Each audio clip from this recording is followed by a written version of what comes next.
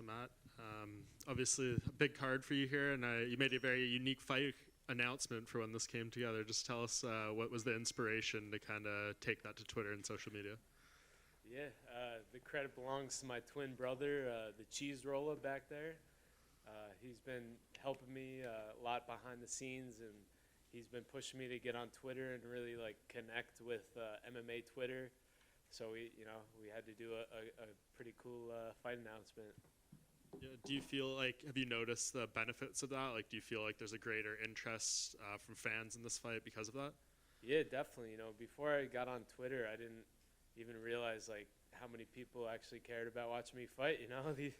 These guys on Twitter, they're all funny. They're all, we have fun. We make jokes, and it's a good time. Do you have any opinions on what was in Ottman's bag over on Fight Island? I mean, what did he say? He said potatoes. He said potatoes, but probably not USADA approved potatoes. Hence why he probably got cut, or why he got cut at the time. So, who knows? I'm over the potatoes. I'm over the bag. I'm ready for him to show up, on weight, make weight, and I'm ready to fight him.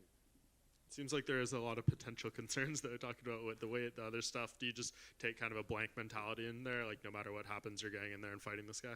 Yeah, I can only focus on what I can control, and I'm ready. I'm on weight, and I'm gonna be ready to fight. And I saw him the other day. I shook his hand. I told him have a good weight cut, and I hope he does, because he better show up ready, because I'm ready. What do you think kind of the keys to victory are for you here in this fight? I think mixing it up. I'm a well-rounded mixed martial artist. With the wrestling, with the jiu-jitsu, with the striking, and going in there into the cage and using, every aspect of martial arts is what I love the most and what really comes the most natural to me. So I think going in there and using, everything that I can do. And beating a guy like him, what do you think that does for your career? I know you'd call out Patty and some other bigger names in the division. Do you feel like it gets you one of those fights? Yeah, every next fight is the biggest fight. So, this is another undefeated guy. The last guy I just fought was undefeated. Gave him his first loss. And, this guy's undefeated. And I'm going to give him his first loss. And, this guy needs to be humbled. And who better to humble him than me? Going back to your straight in front of you, right here. Yeah. Going back to that video, I noticed in one of the elbows you landed, it seemed like you kind of jacked up your, you kind of gashed open your arm a bit. Yeah. When that happened, were you like, man, did I just I don't know, do I need stitches or whatever? Like, were you kind of a little nervous? No, it was a little blood, a little blood never hurt, never messed anything up. But yeah, it was kind of funny. Yeah, and part of the reason I asked that is I know you've been really, before you were booked for this fight, you were really trying to stay active and that the opportunities weren't coming. So I guess going forward, is that just one of your main goals in the next year or so, to get the reps in more than anything? Yeah, I always, want to stay busy and want to fight as much as possible. And, this year, I had a great fight in January. I was hoping to fight this summer, and it didn't work out. I was ready, but I was in the gym. I was training. I was helping my team out. We had a lot of Contender Series guys that I was sparring and helping, and I had a great summer. I didn't have a fight, but I had a great summer training and living this life.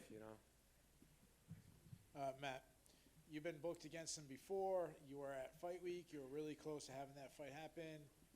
2 years later, you're booked again. I mean, how much relief is it to be here, hopefully have a fight, and then be able to move on from him to somebody else? This is the second full camp I've done for this guy.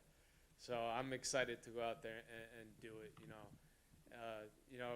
when the first fight got canceled, that was definitely bumming, but I was glad I at least got to fight in Abu Dhabi. But as soon as I heard that they signed him back to the UFC, I knew I wanted that fight back, because I love the matchup, and I wanted this fight, and we got it. And we got it on the biggest stage in the world, Madison Square Garden. No, he actually hasn't fought in over 2 years now. Is it hard to prepare for somebody that you haven't seen anything they've done in 2 years? Like any improvements they could have made, or? No, I watched enough film of his. I've got my breakdown, and again, this is the second full camp I've done for him, and he's a righty boxer with heavy hands, throws a kick here or there, wants to keep it standing. It's not rocket science getting ready for this kind of guy. So I'm ready. Do you have a prediction? I'm gonna finish him. That's it. Every time I fight, I go in there to finish, and this one I'd like to drag him to the deep waters and finish him late. Good luck to you. All right. I've been asking everyone this at Media Day, unrelated to your fight, but this is going to be Frankie Edgar's last fight of his MMA career. So were you a fan of Frankie coming up? Do you have any memories, either watching him or just being around him in the UFC?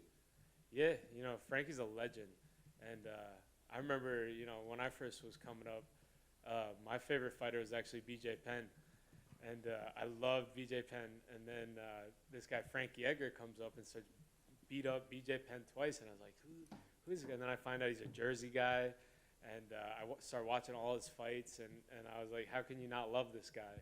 So, yeah, Frankie's a legend, and watching, just the way he fights, he's like a Rocky, He gets knocked down, but he gets back up, and he keeps coming. You got to love him. Do you have any thoughts on the main event between Izzy and Alex? Yeah, I got to go with Stylebender. I think Stylebender's the man. He's the man for a reason. And I know he's lost to this guy twice, but this is a mixed martial arts fight, so it's gonna be different. Over here, Matt. What's going on? Stan the Man from Menace and the Man, one of Matt Frevola's favorite podcasts. What up, Stan? How are you, brother? So you got to be excited for fighting this close to home. How many people do you think you're going to have in the building on Saturday? We'll see. MSG cranked up the prices for this one. It's crazy, but we'll have a good amount of friends, a good amount of family, and all the Long Island, all the New York people, will be riding with me, and I appreciate that kind of support. Fighting at home, having the New York, the Long Island people, out there representing and cheering for me is a dream come true. So you train extensively with Aljamain. What's it been like for you training with Aljamain, doing the same workouts as him, and now seeing him rise to being one of the best bantamweights of all time, a champion who's defended the belts numerous times? You've been right there with him. What's it been like being on this journey, and how much is he inspiring you to see that you could do it? It's unreal, watching Aljo train, and I remember the first time I started training with him. He's like a little, he's a 135er. I'm a 155er, and I get pretty heavy, and then he gets his hands on me, and I'm like, geez, man, like I think I need to go down a weight class. He's a beast, and his work ethic is unreal, and then he's so helpful too. He coaches everyone on the team, he helps everyone, and I knew he would be a champion from day one. And watching his career, his highs, his lows, the way he came back from adversity as well, and then taking it all the way to the world championship was so motivating and inspiring. He inspires everybody around him, and I'm lucky to call him a teammate and a friend. And then final one for me, it's a two-parter. Now that you're getting into Twitter, why don't you get on Twitter and start lobbying, making FrevFest a national holiday on Long Island? And then also, where are you partying after you get the W on Saturday? Oh, man, yeah. Yo, Stan, you should have came to FrevFest. Let's go. I missed them all. I know. I'm a loser. I know. But this summer, I'll try to get a fight in, June. And then July, we have a nice Frevola beach banger at the house. We have a good time on Long Island on the water. And I have my annual badminton tournament, which I'm actually not the champ right now. My brother's the champ. But you get to get a game with me in badminton if you beat my dad, because I don't think you could beat my dad, though. No. And after the fight, we'll see. We'll see, man. All right, I got some beers for you. There you go. See you Appreciate it. soon. Good luck on Saturday. Thanks, bro.